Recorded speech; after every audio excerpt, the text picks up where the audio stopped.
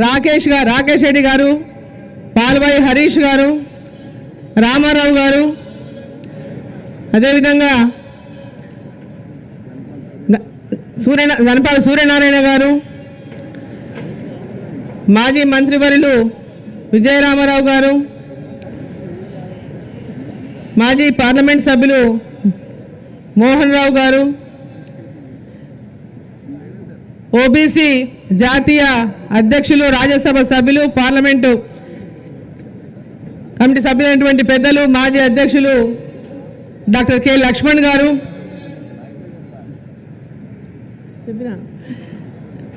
రాష్ట్ర ప్రధాన కార్యదర్శులు బంగారు శృతి గారు, ప్రేమేందర్ రెడ్డి గారు, ప్రదీప్ గారు, కాసం వెంకటేశ్వర్లు గారు, వేదిక ఉన్నటువంటి నా సోదరిమణులకి, వేదిక ముందున్నటువంటి అన్నలకు, తమ్ములకు, అక్కలకు, చెల్లెళ్లకు, మీడియా మిత్రులకు అందరికీ నా యొక్క నమస్కారాలు తెలియజేస్తా ఉన్నా. కాంగ్రెస్ పార్టీ ఒక సంవత్సరం పాలన పూర్తి చేసుకుంటున్నటువంటి నేపథ్యంలో ఇంకా ఒకటే రోజు మిగిలింది వాడి సంవత్సరం పూర్తి కావడానికి. ఏమి ఎరగబెట్టినామని వాళ్ళు సంబరాలు చేసుకుంటున్నో తెలియదు, ప్రజలకు కూడా ఎవరికి అర్థమైతే లేదు. ప్రతి జిల్లాలో సమావేశాలు ఏర్పాటు చేసి ప్రజల లోపల ఉన్నటువంటి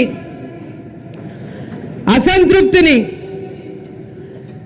మళ్ళా ఆశలోకి మారడానికి, ఇగో ఈ నెల ఎప్పటి నుంచే ఇండ్లు వస్తాయి, ఇగో ఈ సంక్రాంతికి మీకు రైతు భరోసా అయిపోతుంది, ఇగో ఇప్పుడు ఇదైపోతుంది అదైపోతుందని మాయమాటలు మళ్ళీ చెప్పుకుంటూ ఈ సంబరాల పేరు మీద ప్రజలని మరోసారి మాయపుచయమే తప్పితే ఈ రాష్ట్ర ప్రభుత్వం ఎన్నికల ముందు ఇచ్చినటువంటి హామీని ఏ ఒక్క హామీని కూడా పూర్తిగా ఇంతవరకు నెరవేర్చినటువంటి సందర్భం లేదు. వాళ్ళు మాట్లాడితే మేము మహిళలకు ఫ్రీ బస్సు ఇచ్చేసామంటున్నారు, ఫ్రీగా మహిళలు బస్సు ప్రయాణం చేస్తారు, మేము ఇచ్చిన హామీ నెరవేర్చినామనేటటువంటి మాట మాట్లాడుతున్నాం. మీరు చెయ్యి ఇట్లంటే బస్సు అవుతుంది అన్నారు. ఊర్లలోకి ఒకసారి పోయి చూసి రావాలి, అసలు ఆర్టీసీ బస్సులు ఊళ్ళలో తిరుగుతున్నాయా? ఆ ఊరికి ఇంతకుముందు 4 బస్సులు పోయినా 2 బస్సులు పోయినా ఈరోజు ఊళ్ళలకు బస్సు పోయేటటువంటి పరిస్థితులు లేవు. బస్సులు తిరిగేటువంటి పరిస్థితి ఈరోజు రాష్ట్రంలో ఏర్పడ్డది. మేము ఫ్రీ బస్సు ఇచ్చినామని చెప్పి ప్రజలను మాయమాటలు చెప్పి ఈరోజు మేము అమలు చేసామని అబద్ధాలు చెప్పుకుంటుంటే వాళ్ళ ఆత్మను వాళ్ళు పరిశీలించుకోవాలని చెప్పి సందర్భంగా నేను కోరుతా ఉన్నా. రైతు రుణమాఫీ చేసినామని చెప్తున్నారు.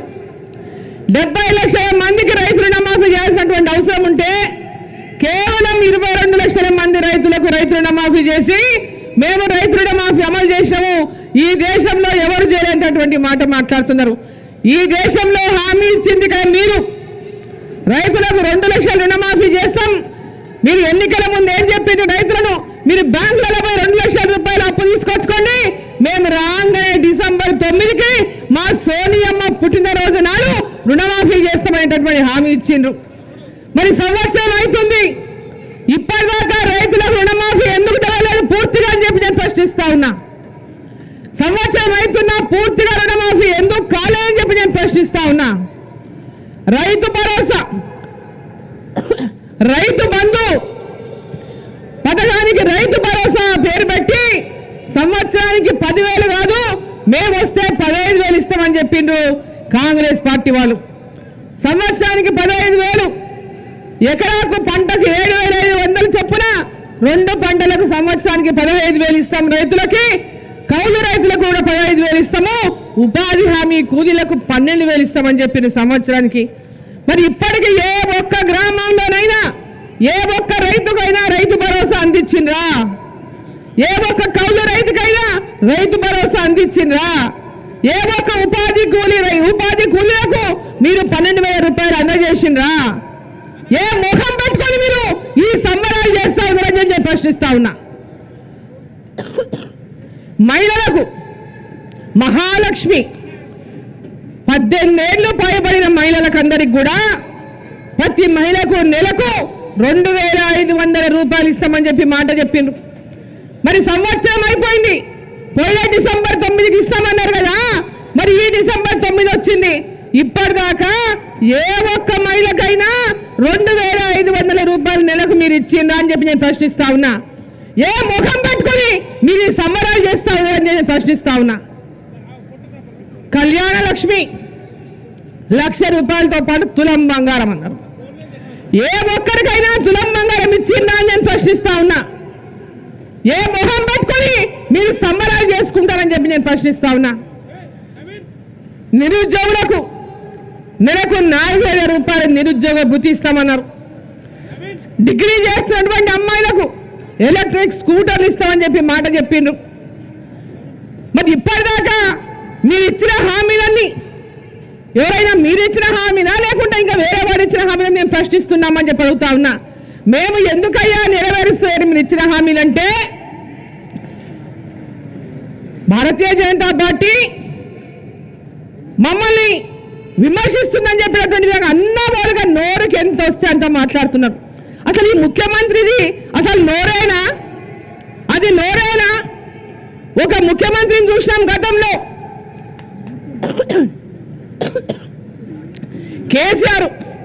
ఆ కేసీఆర్ భాషను కానీ, ఆ కేసీఆర్ యొక్క మాటలు కానీ, ఆ పద్ధతిని అసహించుకునే తెలంగాణ ప్రజలు గద్దె దింపిన విషయాన్ని ఈ ముఖ్యమంత్రి సోయి తప్పినట్టున్నాడు. ఈ ముఖ్యమంత్రి ఏం మాట్లాడుతున్నాడు? అసలు ఒక ముఖ్యమంత్రిగా ఆయన వేసే వ్యవహారం ముఖ్యమంత్రి లాగా కనిపిస్తుందా?